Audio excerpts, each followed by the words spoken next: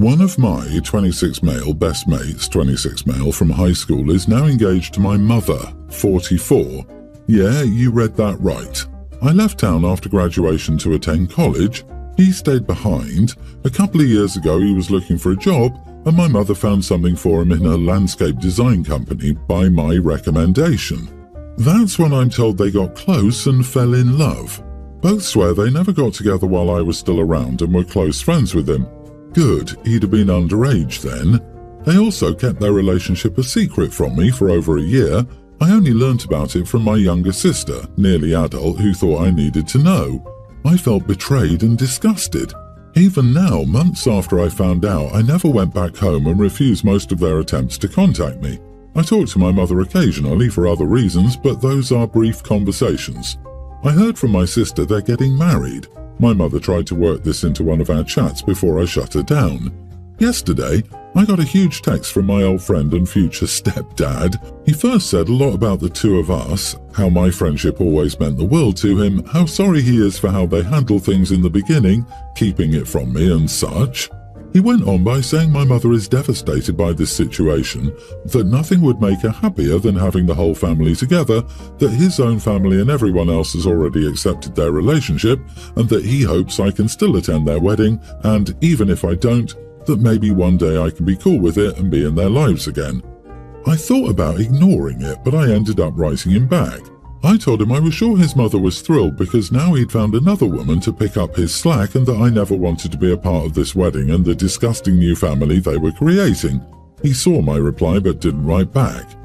Am I the idiot here? Yep, you are the idiot. It's okay and understandable to be uncomfortable with your old friend now getting married to your mother, but everything you've said supports the idea that they got together as adults, not when you were teens together. If so, he's no different than some random man becoming your mother's fiancé. And no, you don't have to consider him a stepdad, just as you'd have no reason to do so to another man your mother marries now. They are adults who seemingly make each other happy. The universe doesn't revolve around you, so you need to get over yourself and let mom be happy.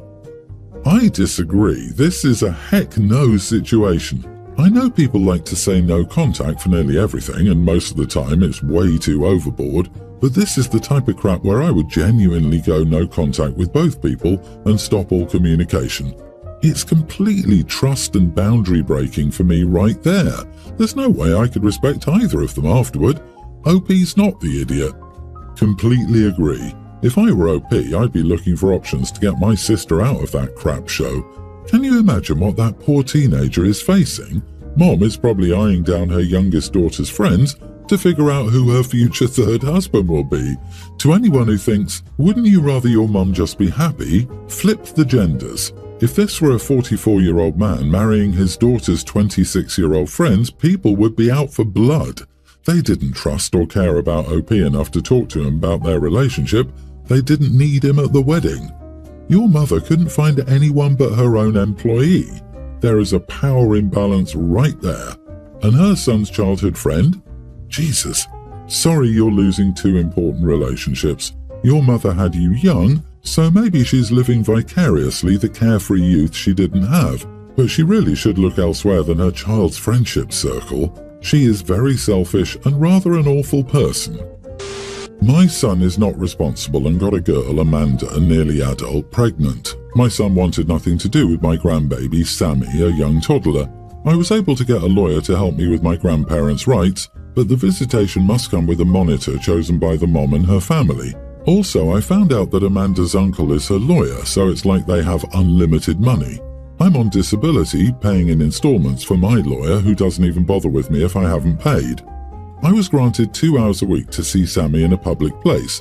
I was so happy, but the monitor the family picked out was $200 an hour and didn't take discounts for use on disability, so it's $400 a week to see Sammy. All the dreams I had of visiting my first grandbaby came crashing down. I'm only allowed to text the family through an approved channel, not personally, so everything is monitored. I tried saying it's too expensive and I would like another monitor, and I was told no, it's in the court documents. There are no family court dates until February, and I don't have the money to even pay for a lawyer to go to the next one. I'm missing out on Sammy's birthday, Thanksgiving and Christmas, because they expect me to pay them to see him. They're taking their anger on my son out on me and making me pay.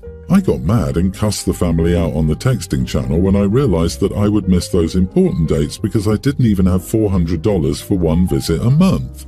The lawyer shut me down saying he'll see me in court and called me unstable. I'm so hurt and just want to visit and hold Sammy, but everyone is being mean and my family says it's so unfair that they can exclude me like this. My son already signed away his rights and he's no longer on the birth certificate, so he can't even help me. I'm so depressed because I just want to see and hold Sammy.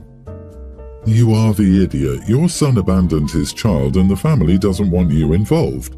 While it sucks you're missing out, be angry at your son, not the mother trying to protect her child. You're a stranger. You should be grateful for the fact that you were granted any rights. However, there's reason for concern that the judge considered, seeing as you have to have supervised visits. Cussing them out is a terrible idea, and you likely just lost all chances to see him. You could be the best parent in the world and still end up with a crappy kid, and you could be a crappy parent and end up with the best kid. With that said, OP was the idiot going off the handle, but it's clear that the child's family is also an idiot, knowing she's too poor to pay to see the grandchild. Everyone's the idiot here. The only person who loses is this child, who someday will want to know their paternal side. Info: what was the reason the court ordered only professionally monitored visitation? Typically, this is ordered when there's some threat to the safety of the child or the family members. How old was OP's son when he got Amanda pregnant? I think he might be serving some time for statutory as well. That's my theory too, especially since she says that the grandchild is a young toddler and the baby's mother Amanda is only nearly an adult. So she gave birth a year ago, and given the length of pregnancy and the additional months that one could add to the baby's age, Amanda could easily have been 15 when it all started. Lady, you sound very entitled. You're not owed access to that baby. I'm surprised you were given anything considering your son chose to sign his rights away. He bailed on his child and gave the mother sole custody. She gets to decide what's best for her child. And lashing out at this family and cussing them out is never going to get you what you want. You should be angry with your son, not them. Perhaps your money would be better utilized in getting therapy to deal with your anger and grief and not getting to have a relationship with this baby. I, female 28, have a 2-story house I own. I live in the upper level and rent out the lower floor to people I know personally. One of my rules is not renting to people with kids or pets, primarily dogs, or musicians. It's to avoid noise, destruction of property, and any intrusion into my private space. I know many people who are cool with this and I rent to them. My rent is usually cheaper too because I prefer a good tenant over more profits, so it's constantly rented. Anyways, a few months back, my then tenant had to move for a job. This created a vacancy and I told a few people I knew loved my home space. The sister of one of said friends overheard them discussing the low rent of my property with their spouse and got my number from them. She asked if she could have this home. The issue was she has 3 kids under 10. She was begging on the phone because apparently her lease was up on her last home and she couldn't afford to renew or get any other place since her partner left them high and dry, etc. I told her I'd already promised another friend and there was no vacancy. I hadn't made any such promise and said that because 1. Did not want to have 3 kids in my home, and 2. Did not trust her to pay rent. She begged more, saying she needed the apartment more since she had kids. I told her sorry and left that conversation. I rented it to a couple soon after and forgot all about this. Last week I saw my friend whose sister had called. When the conversation about home came up, I told him his sister had called. He grimaced and said she coerced him to give her my number. I said it was fine and casually asked if she found a place. He said she did, but it was a very unsafe neighborhood and very poor living conditions. A studio flat at that. His wife, who was with him, said I was an idiot for not renting my home to her. Am I the idiot? I need it more because I have kids. And there she just showed you exactly what kind of tenant you would be and why you were completely right in saying no vacancy. Not the idiot. Just make sure everything you do follows your laws and regulations. I don't want to live with kids either, and you're right. She likely would not have been able to pay rent and it would have been a nightmare. Or you would be the babysitter and forced to call authorities. She sounds like the entitled type. Exactly, the woman made it clear she had financial issues, and while I sympathize with her predicament, Kids do take a toll on a property and they can be very noisy. It wouldn't be fair on OP to live in a potentially noisy house with a tenant who is very likely unable to pay the rent. I hope the woman is able to get a good amount of child support from her ex so she can move somewhere safe. His wife, who was with him, said I was an idiot for not renting my home to her. I'm petty, so I'd have been like, so are you an idiot for not giving them a safer space since it's your family and not mine? People love to spend others' money, use their time and offer their resources. Part of why you have lower rent is because you have conditions. There is always someone willing to complain and moan about what you should have done to help someone else out, seemingly, especially when the person who needs help is one of their relatives or friends or acquaintances, who, for whatever reason, they've chosen not to help. If you won't, then don't come complain to me. By the way, every single mom I've ever rented to has had a deadbeat boyfriend waiting to move in. My brother got involved with these religious nuts in high school through his girlfriend and her family. He got married the second he turned 18 and did this homestead lifestyle. He has produced 9 kids. His wife never worked. Something went wrong in my brother's cult involving taxes, and now he and his wife need money and temporary housing because 11 people is a lot. I'm married and do okay for myself with no kids. We have a 2-bedroom, 1.5 bath house. The other bedroom is my wife's work-from-home office. She's not a housewife, and if she makes a good bonus, she's making up 70% of our income for that year. We often take that money to travel, vacation, and do our own thing. Recently, my brother wanted to bring himself and half his kids to our place, the 4 oldest. He has kindly asked me to convert my wife's office into a bedroom for him. He even sent plans to show bunk beds. I turned him down, saying my wife uses the office for work.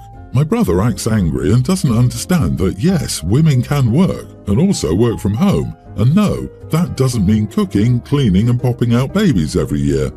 Our parents passed away a few years ago and were utterly irresponsible because they joined the same cult my brother was in and didn't believe in hospitals, so that's not an option for him.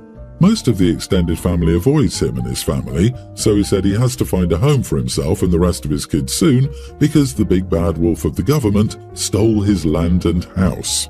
I said no about moving in, so he asked for money to help with his back taxes to save his house and pointed out I could go on one less vacation or music festival to help him out. I told him no because that's my wife's bonus money and she can use it however she wants, and helping out misogynistic cult members isn't high on her priority list. My brother got mad and said I was no family to him. A church member reached out on his family's behalf and threatened me with the bad place for abandoning my brother, and I told them I wished I could be as good a brother as Cain, but I feared the consequences. The church member was horrified at my comment, but I felt like this situation wasn't my trouble or responsibility. LMAO. I'm going to start saying that. I wish I was as good a brother as Cain. Mic drop. You are not the idiot. Is your brother sure he wants a non-believing woman's money? He doesn't believe it's OP's wife's money, even if she worked for it. My wife escaped from Mormonism, and she was telling me that at one point not so long ago, during her mother's lifetime, if a woman made a paycheck through the church, the pay went directly to the husband. So, in the brother's mind, the money is OP's. My brother got mad and said I was no family to him. Boo-hoo. Trust me, he thought you were an evil sinner until he needed money. Then you were family. Your brother thinks he's entitled to your house, income and life in general. Helping doesn't mean turning over the reins of your life to your brother for his benefit. He needs to own up to his responsibilities, and he can declare bankruptcy if needed. By the way, you will not go to the bad place for refusing to aid your fiscally irresponsible brother. In fact, the Bible has some very specific teachings on being responsible with money. Your brother's failings are not your failings. You do not have to partake in his downfall. If you want to give them some funds to keep them off the streets, it's between you and your wife how much to offer and where the cut-off line is, but they are not entitled to anything. I live with my girlfriend and we discussed how rent and bills would be split when we planned to move in together. We agreed to split it 50-50 as long as we could each afford it without struggling financially. We were both earning similar amounts anyway, and this agreement worked well. I recently got a promotion at work of £7,000 a year before tax. I'm pleased with this and was talking to my girlfriend about how I'd be able to save more and that it would be nice to have a bit more money. She mentioned that she thinks I should pay more for the rent and bills. I reminded her of our original agreement, but she said it wasn't fair since I now had more money, so I should be paying more.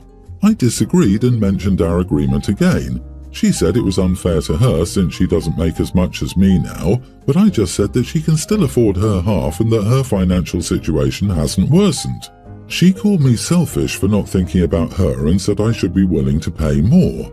Am I the idiot for refusing to pay more than 50% of the rent and bills?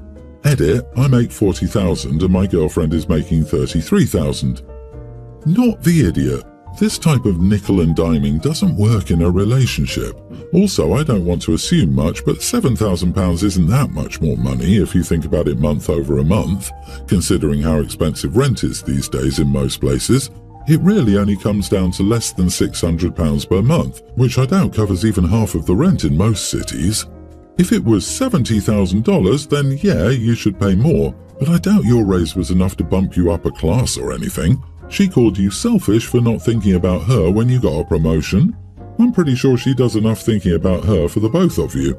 Honestly, I'd use this to take a hard look at things, as she's proven that her agreements don't mean much if they're constantly up for alteration when she sees an opportunity for them to benefit her.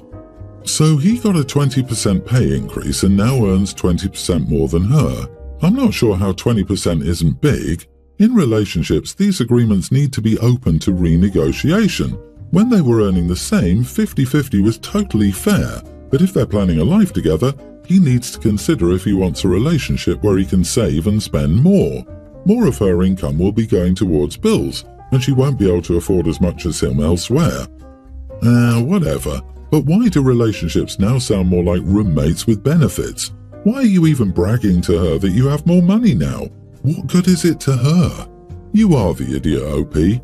I'm a firm believer in splitting according to revenue. You earn more now, so you should put more into the rent and bills. At the moment, you don't seem to be approaching this as part of a couple or partners. You need to figure out what you're moving toward. Is she a partner? Or is she an intimacy buddy you happen to live with? And then be honest with her if you don't see a long-term future with her.